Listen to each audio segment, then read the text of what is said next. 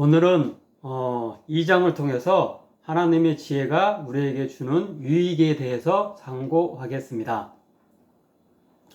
곧 6절은 대저 여호와는 지혜를 주시며 지식과 명철을 그 입에서 내심이며 라고 말씀하고 있고, 4절은 하나님의 지혜가 얼마나 귀한 것인지를 표현하기 위해 그것을 당시 가장 값비싼 보석 중 하나였던 은, 그리고 여타 너무나 소중한 나머지 결코 남에게 빼앗기지 않기 위해 감추어 놓는 다양한 보석들과 같다고 말씀합니다.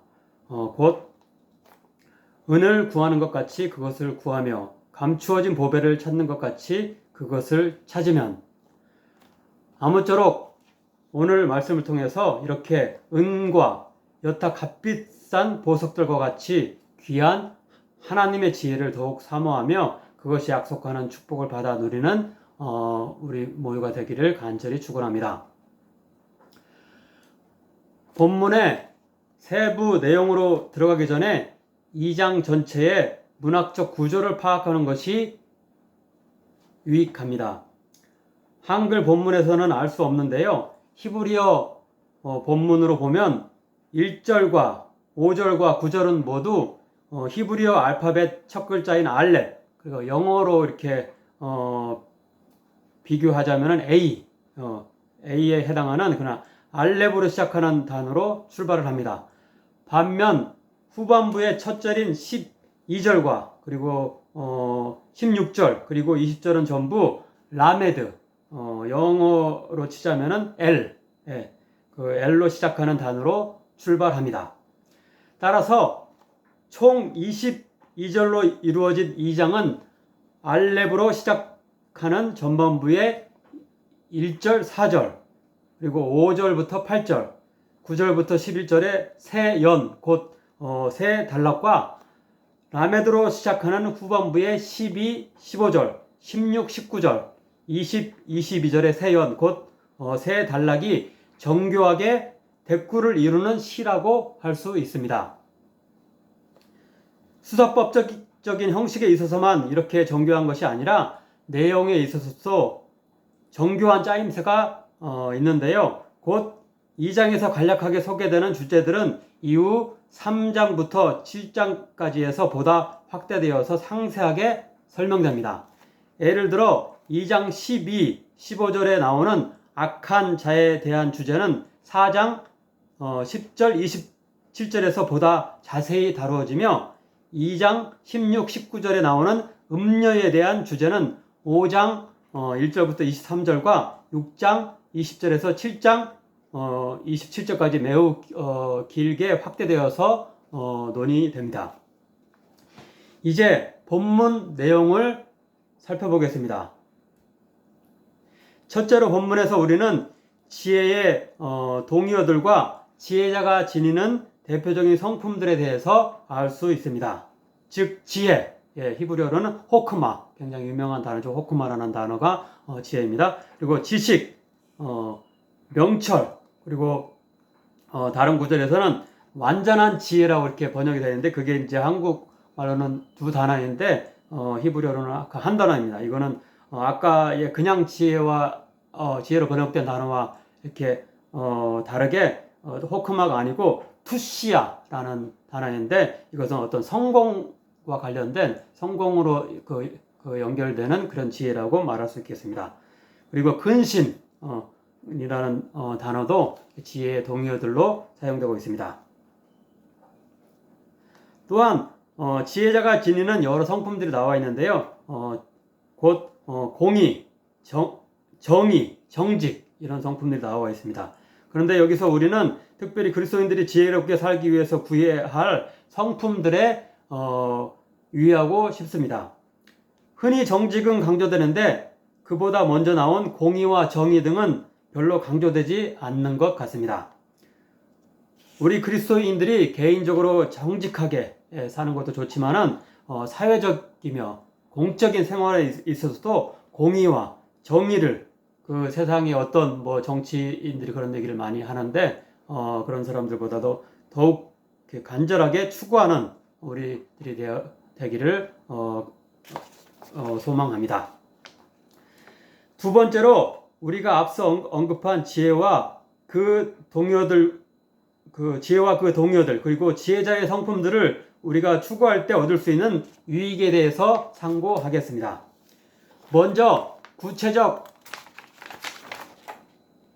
사례가 담겨진 12절에서 19절은 악한 자 그리고 음녀에게서 우리를 지혜가 구해줄 것이라고 약속합니다.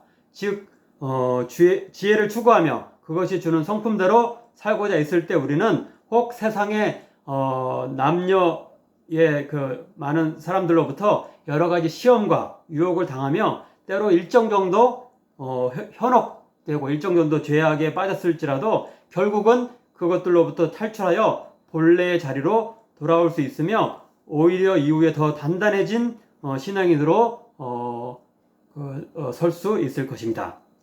최근 뉴스에서 마이크로소프트의 빌 게이츠 부부가 이혼했다는 소식을 들었습니다. 얼마 전에는 아마존의 베프 베이조스 부부도 이혼했는데요. 우리나라 최고 재벌들도 이미 이혼했거나 이혼 소송 중인 경우가 꽤 있습니다. 매우 안타까운 일들입니다. 세상적으로는 그들이 최고로 성공한지 모르지만 정말로 행복한 삶이라고는 말하기 힘들 것입니다. 본문 17, 18절은 이렇게 경고합니다. 그는 젊은 시절의 짝을 버리며 그의 하나님의 언약을 잊어버린 자라. 그의 집은 사망으로 그의 길은 수월로 기울어졌나니. 우리 그리스도인들부터 모범을 보이며 하나님 앞에서의 신성한 결혼의 서약을 깨지 않도록 해야겠습니다. 부부간에 문제가 없을 수는 없겠습니다. 그렇지만 진정으로 노력을 한다면 파국으로 치닫지는 않을 것입니다. 다음으로 본문의 여러 구절들은 하나님이 주시는 지혜가 우리로 하여금 죄에 처음부터 이렇게 빠지지 않도록 지키는 역할, 즉 7절에서 보면은 죄로부터의 그 방패의 역할을 하는 유익이 있다고 말씀합니다. 즉 8절입니다. 정의의 길을 보호하시며 그의 성도들의 길을 보전하려 하심이라. 또 11절입니다. 근신이 너를 지키며 명철이 너를 보호하며. 또 20절입니다. 의인의 길을 지키게 하리니. 이렇게 여러 차례 지키고 보호하고 보전한다. 이런 지혜가 우리에게 주는 그런 약속에 대해서 말씀하고 계십니다. 아무쪼록 악으로부터 우리를 지키는 방패가 되는 하나님의 지혜가 담긴 그분의 말씀을 우리의 마음에 항상 새기고 실천함으로 악한 일에 아예 발을 들어놓지 않는 우리가 되기를 간절히 소원합니다. 마지막 세 번째로 하나님의 지혜가 우리를 인도할 때 우리가 가게 되는 인생의 축복의 길이 어떤 것인지를 살펴보겠습니다. 먼저 8절은 우리가 정의의 길과 성도의 길로 갈 수 있도록 보호받는다고 약속합니다. 다음으로 9절은 우리가 모든 선한 길을 깨달을 것이라고 약속합니다. 또 13절은 우리가 정직한 길, 19절은 생명의 길, 20절은 선한 자의 길과 의인의 길을 가게 될 것임을 약속합니다.